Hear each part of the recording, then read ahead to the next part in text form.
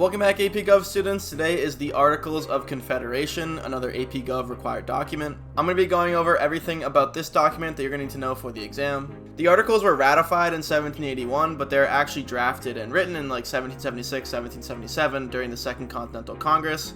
And this is a constitution type of document, but not obviously the US Constitution. So for context, it was written during the Revolutionary War to unify the colonies. It wanted to draft a sort of starter government for the colonies if they were to win the war.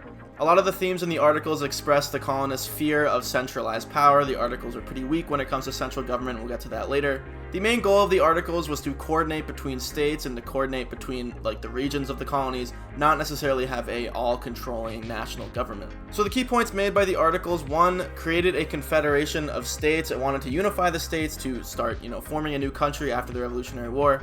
An interesting part of the articles was that there was no executive branch or national court system. Again, very limited on national government. It also didn't allow Congress to tax, raise an army, or regulate the economy. This would become major problems later. When it came to passing actual policy, each state had one vote, and amendments to the articles required unanimous approval, so every single colony or state would have to vote the same way on the same thing for it to become a law. So the course principles examined by the articles: 1, state sovereignty. It put a lot of power into the states' hands individually and limited central authority, limited the national government. It was mainly about the fear of the old British government oppressing the colonies that led to them to create a government like this. So the significance of the articles is mainly about the fallout of the articles and its short-lived sort of governance. The failure of the articles demonstrated the necessity of having a national government to at least some degree. After the articles, you saw a shift from a confederal system where all the states were kind of similar to a federal system where the states were below the national government.